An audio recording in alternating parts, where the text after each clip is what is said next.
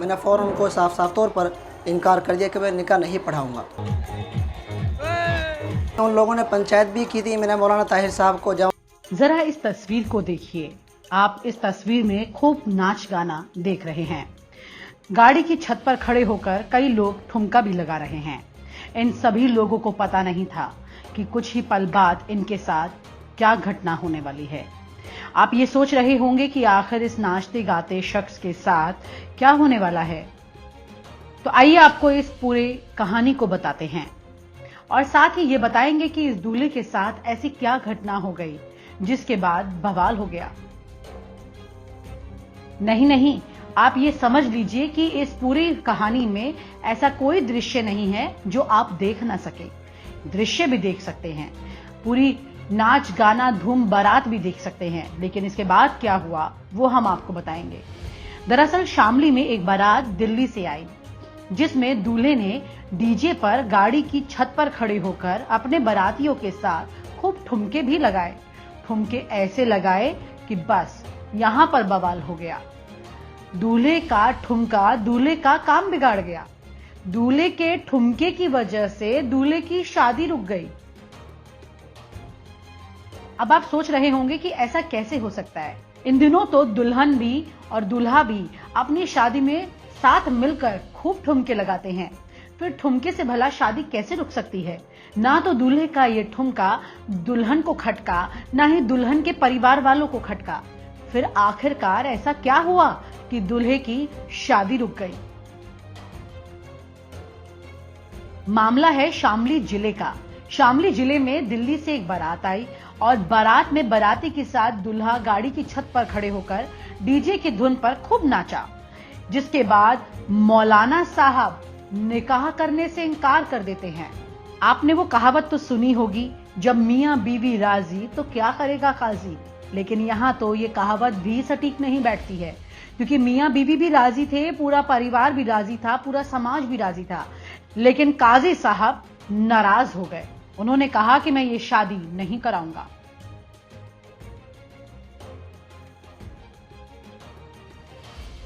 आखिरकार मौलाना साहब को दूल्हे के नाच गाने से क्या तकलीफ हो सकती है। आखिर मौलाना साहब दूल्हे की खुशी को हजम क्यों नहीं कर पाए। यहां पर अब आप खुद सुनिए कि क्या वजह है। दिल्ली से 2 बारातें आई हुई थी, जगतपुर दिल्ली से।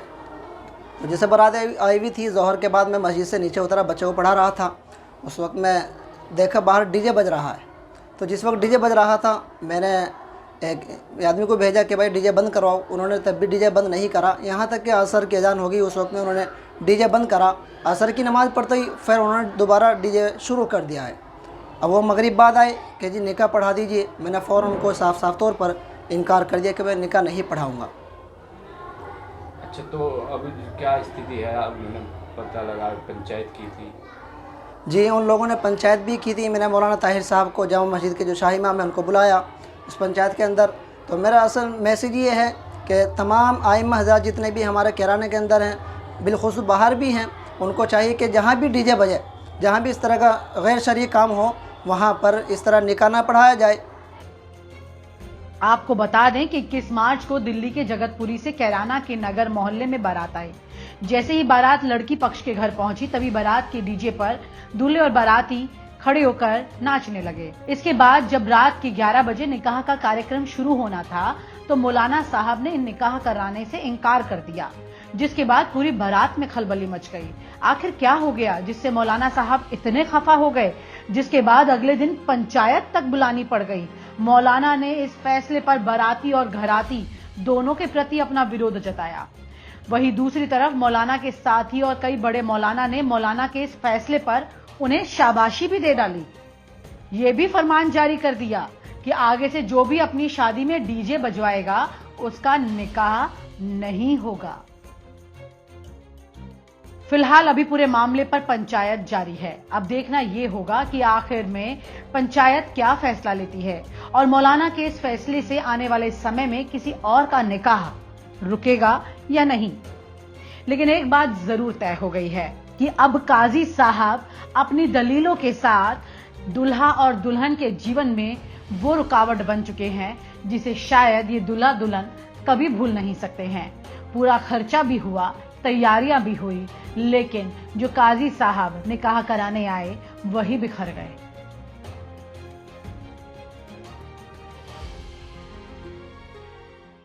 और आप हमसे जुड़े रहने के लिए सब्सक्राइब करें YouTube पर, फॉलो करें Twitter पर और लाइक करें Facebook पर। और ज्यादा जानकारी के लिए न्यूज नशा की वेबसाइट पर जाएं। आपको टाइप करना होगा सिर्फ न्यूज नशा।